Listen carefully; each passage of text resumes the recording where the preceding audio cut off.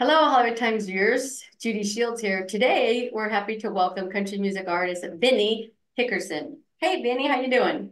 What's up? I'm here for the party, man. I'm excited to have a good time with y'all. Oh yeah, we always hear party in sunny Southern California. Where you That's down? right. I'm calling from Nashville, Tennessee.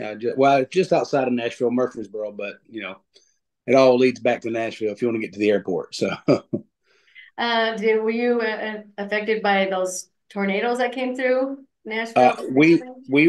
we were a little further south, so we didn't get hit by them. We had some heavy rains and storms. I was actually out of the country at the time when that happened, so definitely was like checking in on my friends and stuff. And luckily, no immediate damage to any of my close people, but definitely a lot of damage to a lot of people's homes, and obviously trying to always give into efforts to help clean that stuff up. And man, I've lived through it many times in my life and have lost relatives to tornadoes as well.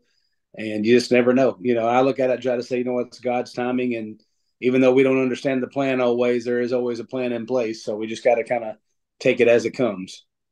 Yeah, and here in California, we deal with earthquakes, so Yeah, I guess you have something no matter where you live, right? there's going to be I guess, natural disasters everywhere. So Yeah, exactly. So, thank you for joining us today. We're here today to talk about, first off, a new Christmas single of yours called Christmas White. Let's talk about that. There's also an animated video. That is so cool. Who all did that? this is a crazy thing.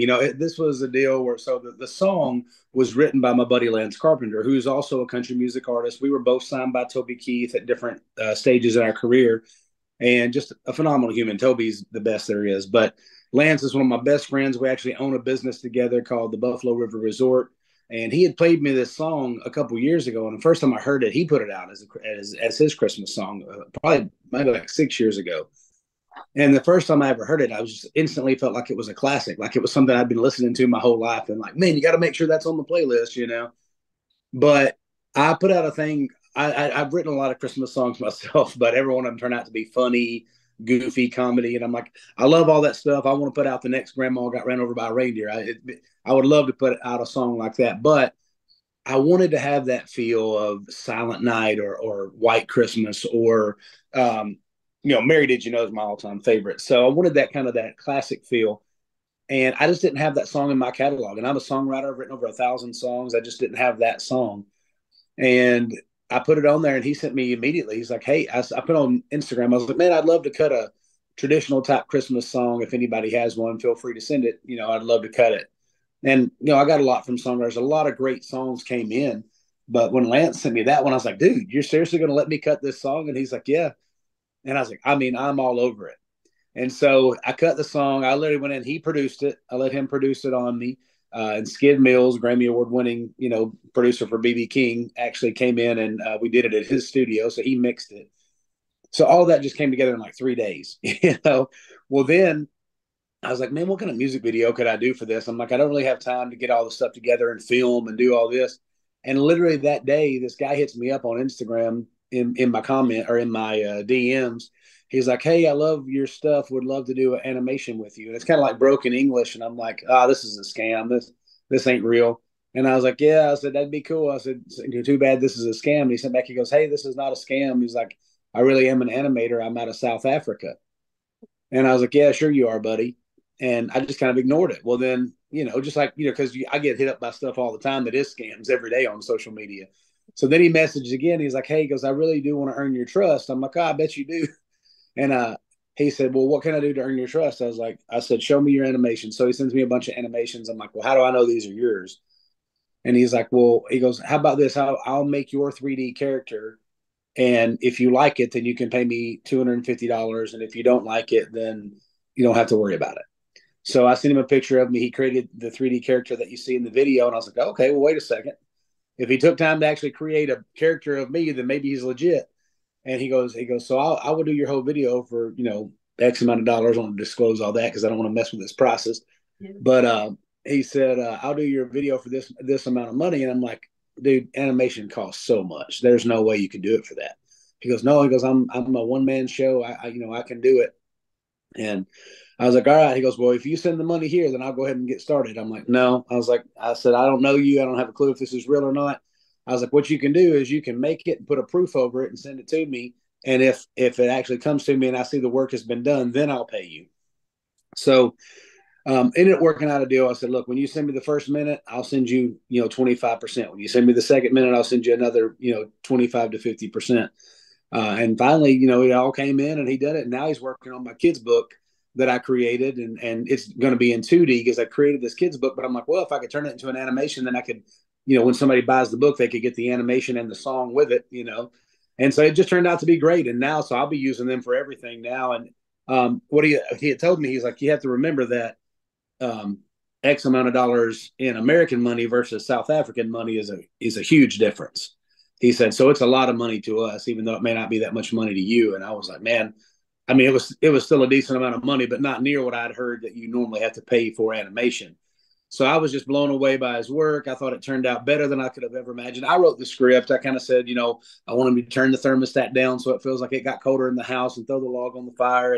But then all of a sudden the miracle happens and it snows and all that stuff. And he literally, there was no re-edits, no redos. He literally made it just like that right off the bat. And I got it. And then the next day I sort of had it ready to send out. So and it took him probably 3-4 weeks to get it done. And he said he worked tirelessly on it to prove that he could do it. But now I use him for every single thing I do. So That is so amazing. I could see where, isn't it something how, of course, we're not going to trust people because there's always scammers out there. there's scams all the time. I've been scammed on there. I thought, well, this sounds great. What was it was like remember the old mail you used to get, the emails would be like, this is Prince Abu Dhabi from so and so. If you send us $2,000, you're the heir to the throne, and we'll send you a Mercedes and all this other stuff. Which I never fell for that. Yeah. But I mean, that's what reminds me of all the scams that try to hit me up on Instagram every day. So he's amazing. It's such a great video, and you're like the producer. You like put it together. It was so cool. I mean, like I said, I didn't know. I thought, well, I could probably get it back and it'd be janky. And then he sent it back. I'm like, dude, this looks amazing. Like, it turned out so good. And I was so proud of it. I think partly because my whole life I was like, man, I'm gonna be a cartoon one day, or I'm gonna be a superhero one day. I'm gonna do, and you say that stuff when you're a kid. Well, I never stopped being a kid. You know what I mean? That's why I love Christmas time so much. And this one meant so much to me because I love Christmas. I love that feeling of the magic that you think of when you're a little kid. Everything seems so amazing to you. Whereas you get older, you start saying, "Oh, well, that's this or that's that." But whenever you're a kid, it's just like you believe that there's a guy coming down the chimney with toys, and you believe that this elf is moving around the room, and I love that, and my kids love it, and I just enjoy that. And obviously, I'm a Christian, so Jesus Christ is the reason for the season for me, and I'm not ever ashamed to say that or afraid to say that. But I also do love the magic and the fun of the Santa Claus side too. So. Yes, I totally like tonight we're gonna go see Chosen's Holy Night at the movie theaters tonight. That's awesome. And I'm so excited, and I'm such a big fan of Santa. I have got 3 grandsons, 21, 14, yeah. and 5. And we went to see Santa, and I went dressed in my pajamas, elf pajamas, because out the front of the mall with people. I didn't care because, I went to see Elf that afternoon, the movie Elf. Yeah. Went to see Santa, but thank you for this. It's a great video. I can't wait to share it with everybody, especially the story behind the video, and of course the story behind Christmas White. We'll get that out there too. I'll also put the link up so that folks can see it on YouTube because it's amazing. Yeah. Everyone should see that. I certainly appreciate it. It's been cool to be back in this. So I was always in trailer choir. We were a trio, then we became a duo, and Butter, we're still best friends. People are like, oh, y'all break up, y'all not friends anymore. I'm like, no, we're all 3 of us are still friends. I'm still friends with Crystal, still friends with Butter, but we're at different stages in life and different goals. And I want to still put out music, and I believe that I have a side of me that nobody's seen, because in trailer choir I was kind of I was 500 pounds in breakdancing. Now I'm not 500 pounds anymore, but because of the Biggest Loser. But I was 500 pounds in breakdancing, so I was a gimmick. I was a sideshow, and people didn't know that I could actually write songs and sing. So it was really cool. I did rap some in there. So people were like, oh, he's a big fat guy that raps and dances, But I'm like, no, actually, I'm a songwriter and a singer. And, I grew up singing in church, and stuff like that. So I wanted people to see that side of me. I think Christmas White shows that. The Battleground song that I just came out with before that shows that. And I got a few in the pipe that are coming out that are going to show my songwriting side and my sentimental side and my serious side. So I'm excited about all those things. So you said you were at like church. Is that when you discovered your voice? And then what about your writing talent? It wasn't actually in church. I sing in church because I'm from the South in Tennessee, and you go to church and you sing, and you're supposed to sing. That's the way it is. So it wasn't that I necessarily thought I was this great singer. It wasn't until, funny enough, the remember the movie Space Jam, the first one with Michael Jordan, the real goat. When it came when it came out, there was a song there called "I Believe I Can Fly," Yes. and it was just great because I was in a clubhouse the other day with the actual writer of that song, and it was just blew my mind. I was sitting there and I realized that I could do some of those things that, the artist, we won't say his name since he's been in a lot of trouble. But I realized I could do a lot of the things with my voice that he could do with his voice. And I was like, well, maybe I can sing a little bit. So I was probably, I don't know, 12, 13 years old, I guess, when that movie come out. And so it's like, I believe I can fly. I believe I can touch the sky. Think about it every night and day. So I started realizing, I was like, maybe I can sing. So then I started kind of singing in front of people and like, oh man, you got a good voice. So that kind of built my confidence or courage up. Then I started to realize that girls would pay attention when you could play guitar and sing. So my little brother started teaching me how to play guitar my senior year of high school. After football was over, I'm like, well, what am I going to do? I ain't got football anymore. And I thought I was going to go to college and play football, but I made a 13 on my ACT. So I realized that maybe college wasn't in my immediate future, at least not playing on the football team, because you have to be like a 19 or better, I think. And so, anyways, I was like, well, so maybe it's supposed to do something different. So then my brother's like, well, let me teach you how to play guitar, and you teach me how to play football. I'm like, deal. So he started teaching me how to play. Well, my brother plays like 12 instruments. He's so phenomenally talented and doesn't care one bit about being on stage or being in front of people. He wants to go work. He manages a construction company. He's like, Vinny, I like to go to work, know how much I'm going to make, come home, drink a beer, kiss my wife, watching TV, go fishing on the weekends, and be with my kids. That's what I like. And he's like, you like to be in front of the entire crowd, make everybody sing along. And I'm still a great dad too. I still love being with my kids and my wife and all that. But on the weekends, a lot of times I'm gone playing music. And but as soon as I could learn how to play three chords, I wanted to write my own song. And so that's where the writing kind of started. I was like, man, I want to create something that it's my words. And so me and my brother grew up different. My brother and I grew up different. He grew up with my dad, who was a preacher, and he was a musician. He had overdosed on black tar heroin when he had come off the road playing with David Allan Cole. And he said, God, if you deliver me from this, I'll serve you the rest of my days. He said he could see his body laying there, and he said that prayer. He said the next day he woke up, he never went through withdrawals, never, his addictions were gone, never drank again, never did any drugs again. Went down to Florida, found my stepmom, who was his high school sweetheart, and got married to her and had my three younger siblings. And, that was that on that. But I grew up with my mom and my stepdad. And my stepdad was a pretty brutal dude. He was military, had been to Vietnam, so he saw life different than the way some of us saw it. And we didn't know, nobody knew what PTSD was back then, which I think they've changed it to PTS, post traumatic syndrome or something. Yeah. I don't know. I can never say Whatever the new thing is to say it. But either way, we didn't know what that was. And of course, obviously he had it, but he was brutal to me and my brothers. Like he beat us, mercilessly. And I grew up like that. So, we grew up so different than each other, but it's crazy because I got six brothers and three sisters, but me and my brother Steven have the exact same mentality. Like we both have this, like, we want to succeed. We want to be the best at whatever it is we're doing. It doesn't necessarily mean our dreams are the same, but our mentality for whatever we're doing in life, we want to push ourselves to the top of that level. And so, and then some of my other, brothers and sisters kind of become a victim of the circumstance. And so now I speak at a lot of colleges, high schools, grade schools, and my message is to not be a victim of your circumstance. So no matter what if you started off and you were born to a bad situation, if regardless if it's your color of skin that's affected your well-being of life because you were born into a place where that could be bad. If it was you were poor, if it was that maybe you had rich parents but they didn't care about you and you got left on your own all the time. Whatever situation you were born into, you can overcome that situation by realizing that you're worth the things you're willing to work for. And so I go out there and I speak about that because I want people to know, like, just because this is where you're starting, don't mean that's where you got to finish. And the cool thing about it is that me and my buddy Jared Blake do it together. Well, he was the exact opposite. He was born into this great life. His dad owned convenience stores and a grocery store and all these other things. And he had this great life and he was well loved and taken care of in a Christian household. Then he got into music and he found drugs and he found, other things and become addicted to that. And he messed up his good life. And so he got to a place where he was in rehabs and he went to jail 8 times, I think, never went to prison, but he had all these little things kept happening, DUIs, all this other stuff. And he put himself in that position. But now he owns 2 or 3 businesses and several homes and all this other stuff. And that's him trying to beep in on me right now. Okay. He's trying to beep in. He must have heard me talking about him.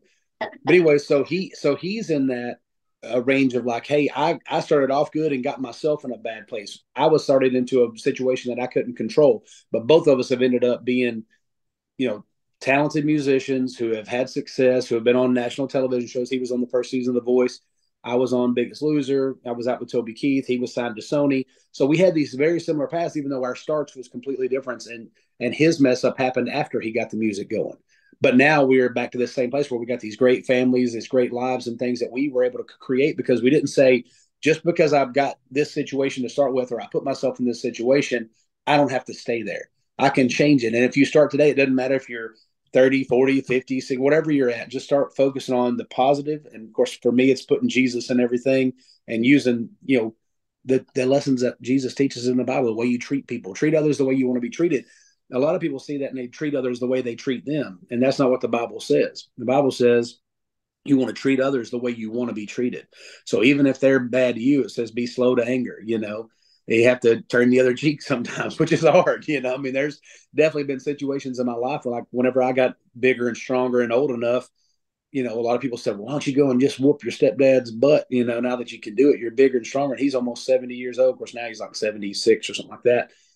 And he's no longer my stepdad. They got divorced. But I was like, and I thought about it. Those things crossed my mind. I'm like, dude, I would make him know what it feels like to be smaller, insignificant, and not able to protect yourself. But as I sit there and thought about it, I was like, man, that would make me just the same as him. And I guess you see that in a lot of like superhero movies, like, when superheroes don't kill other people and all this other stuff. But I didn't want to go to that level.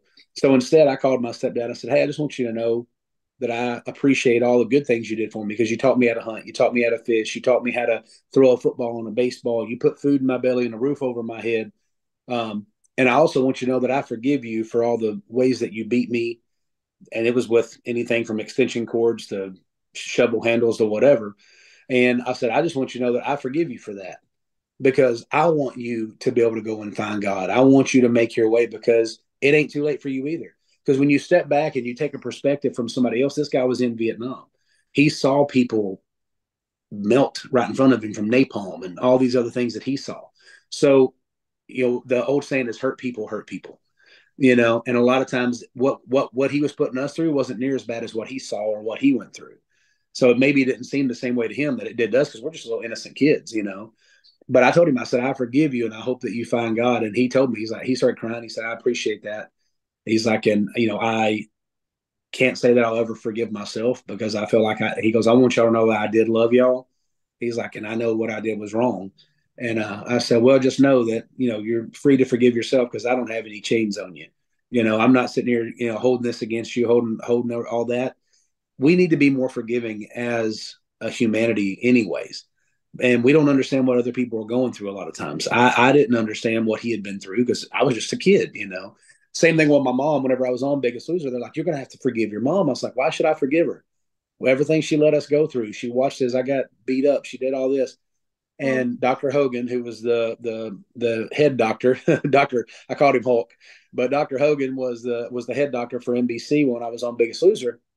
And he said to me, he said, man, he said, you don't have to forgive her. He goes, but when you forgive somebody, you're not necessarily doing it for them. A lot of times you're doing it for you, so that you can move forward, so that you can let go of those things. He goes, and by the way, he goes, you're a Christian, right? And I said, yeah. He said, well, why should God forgive you for putting his son on the cross? And I was like, I didn't put his son on the cross. He goes, he died for everybody's sins, right? I said, yeah. He goes, you ever committed a sin? I said, yeah. He goes, you ever asked for forgiveness? I said, yeah. Because then one of those nails, one of those stripes by the cat of nine tails, that crown of thorns, part of that was for you. He's like, so why should God forgive you? And I was just like, it just floored me there. I was like, I don't really have a good answer for that, other than that maybe I need to go forgive. And it wasn't immediate, but I did finally, I finally said, you know what? I put myself in her shoes. This woman was, 3 years old. Her mom died giving birth to my aunt. The dad left. She was raised by my grandma, who worked, hours upon hours every single week in Mary's Bridal, sewing bridal gowns. And she was the head seamstress, so she had a lot of work to do. So she was never really there. The granddad, I never met him because he died before I was born, but it would have been my great granddad. I mean, he was always on the tractor somewhere, working in the field, doing that kind of thing. So when you start adding all that up, when she was 15, she had her first kid, which was my brother Shane. And whenever she was 18, almost 19, she had me. And then she's almost 20, she had my sister Cheyenne.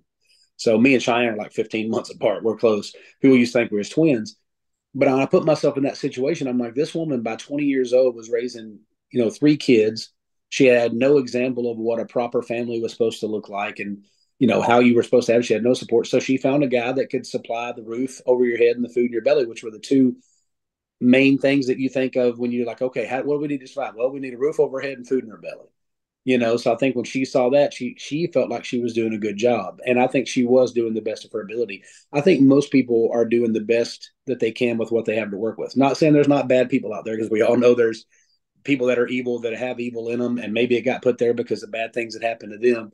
And that's why I think we got to be more forgiving as a world, and try to look at each other and say, your life experience is different than mine. I grew up here, and this is what my culture was where I grew up, and you grew up there, and that's what your culture was when you grew up. And we have to understand that we may not see eye to eye on everything. We might have different thoughts and beliefs, but what we can come together and do is be respectful to each other, have a decent adult conversation where even if we disagree, we can still agree that everybody wants to wake up every day and try to live a good life and provide for their family and be happy.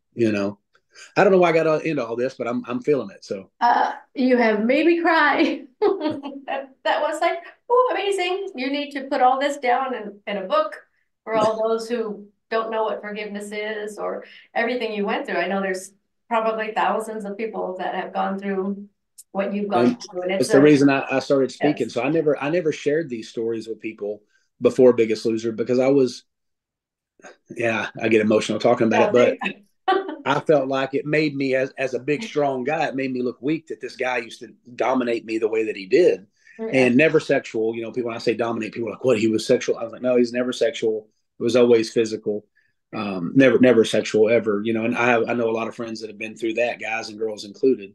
And they find it hard to believe that I can forgive this dude. I'm like, if I don't forgive him, then it was the unforgiveness is like drinking the poison and waiting for it to kill the other person. exactly. And so, it's one of those deals where it's the reason I started speaking in schools and started to realize, like, I need to tell my story because there's another person out there going through it right now. Yes, There's a exactly. person that's been through it that is still holding on to that anger and that grudge and all that, and it's keeping them from becoming the best version of themselves.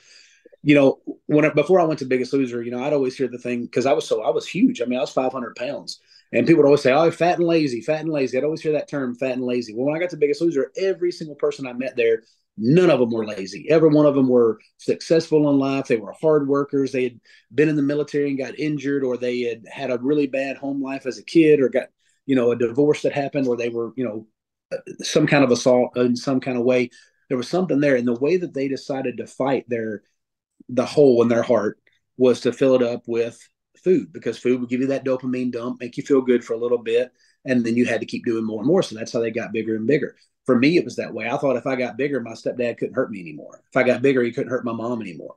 So I started to eat, because I was like, oh, if you eat more, you get bigger, And then I enjoyed eating, but I never did drugs. I never did alcohol, those kind of things. And so a lot of people will look at those people that are addicted to alcohol or addicted to drugs, and I'm like, oh, they're just a druggie, they're an alcoholic. But somebody that's addicted to food is the same thing. Now, it might not cause you to have a different effect on people, but it's still killing your body, and probably faster than the other things will, unless you overdose or something like that. But the typical user that's out there using, they're trying to fight something else. They're trying to run from something else in their life. And what me and Jared always talk about, even in schools, which I don't know how we got away with it, but it's like, we had a God-sized hole in us that we were trying to fill with everything but God. And once we realized that, no, the only way to fill that hole and that emptiness is to go fill it up with God. And then we also have to, say that doesn't mean that just because you got God in your life and Jesus in your life that you're going to go on and have this perfect, easy route, because that ain't how it works. Because if you're favored by God, you're also favored by the devil.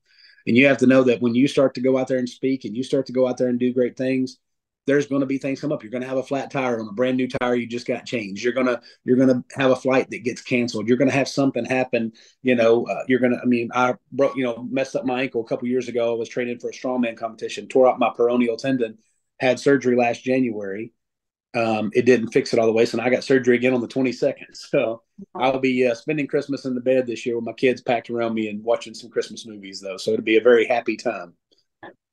Wow. Thank you so much for sharing.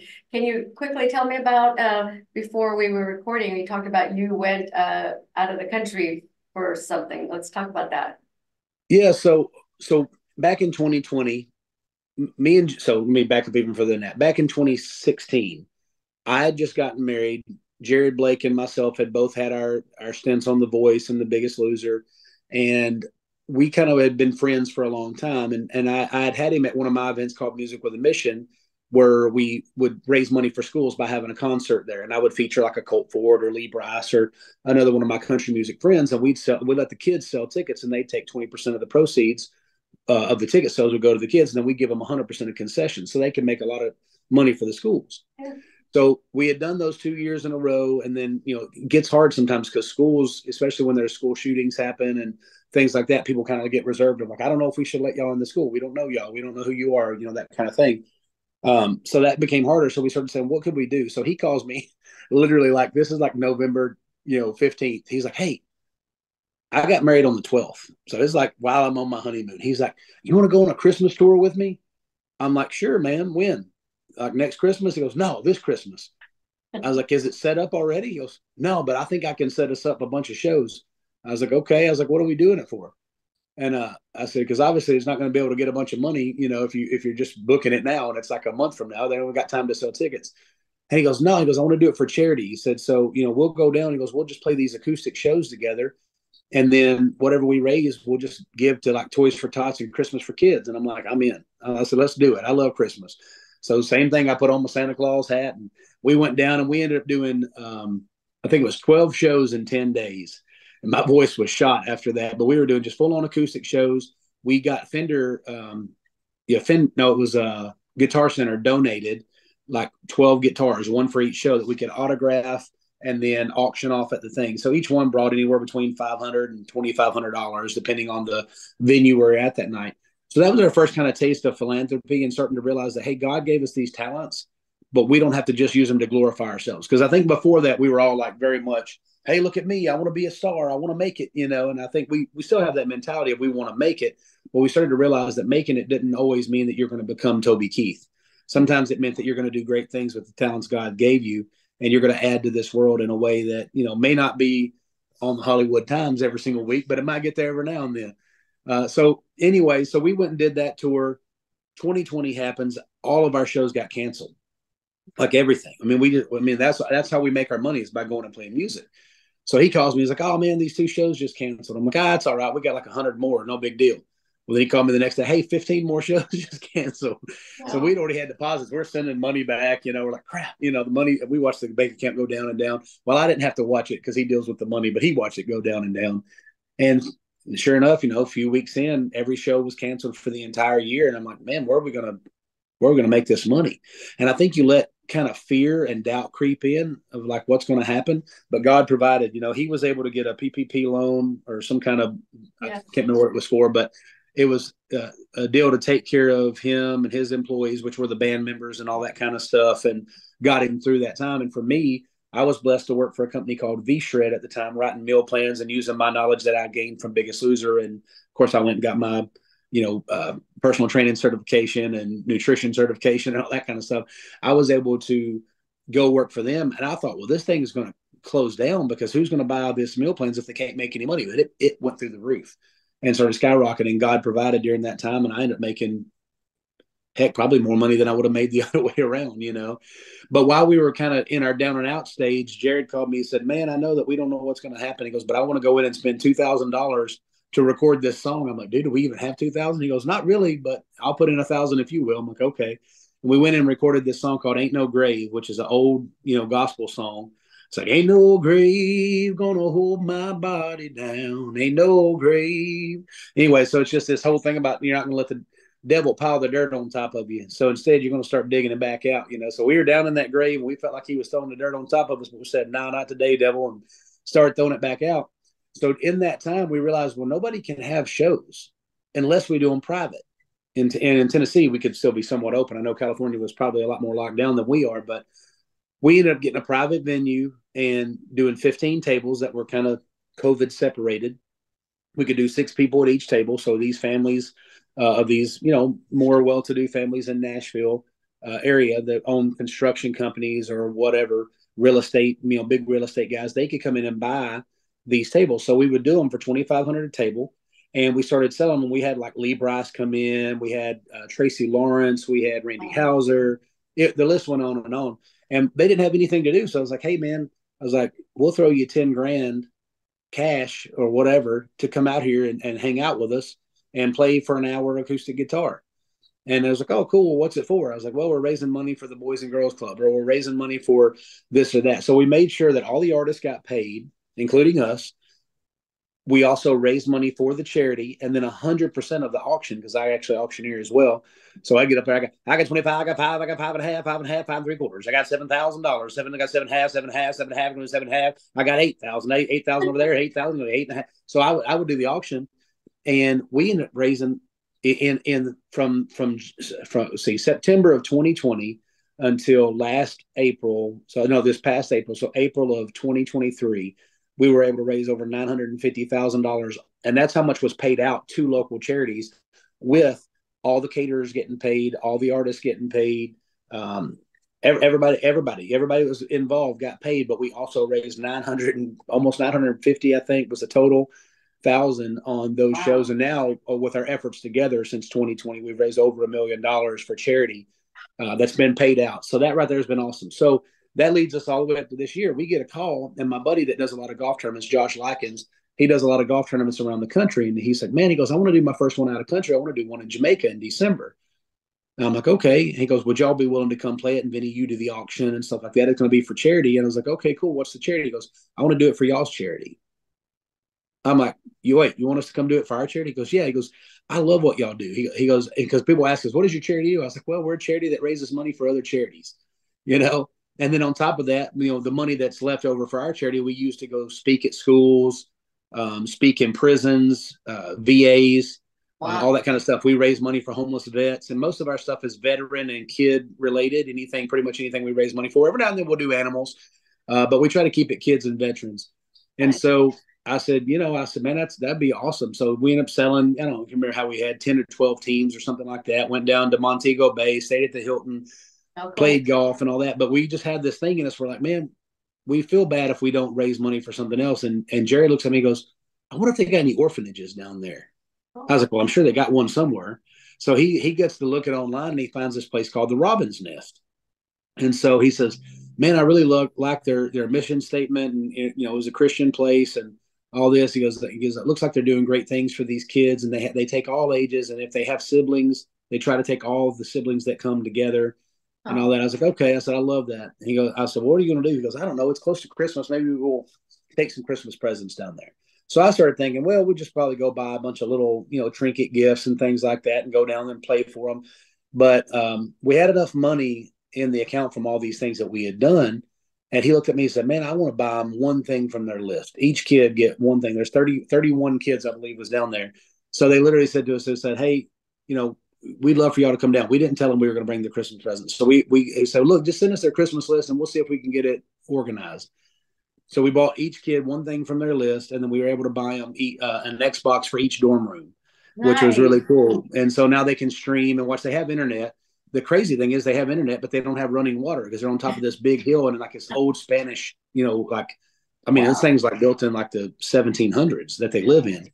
And they, of course, remodeled and made it stronger and reinforced it and all that. But they don't have running water up there. So they have to go down and take this big old truck down to the bottom of this deal where they have this like clean water that runs through there, a spring fed, and they fill up these jugs, 5-gallon jugs. They'll fill up however many they can fit on the truck and drive them up. And they have to do 18,000 gallons a week. What? Well, and that's in order to fill their big tanks they got.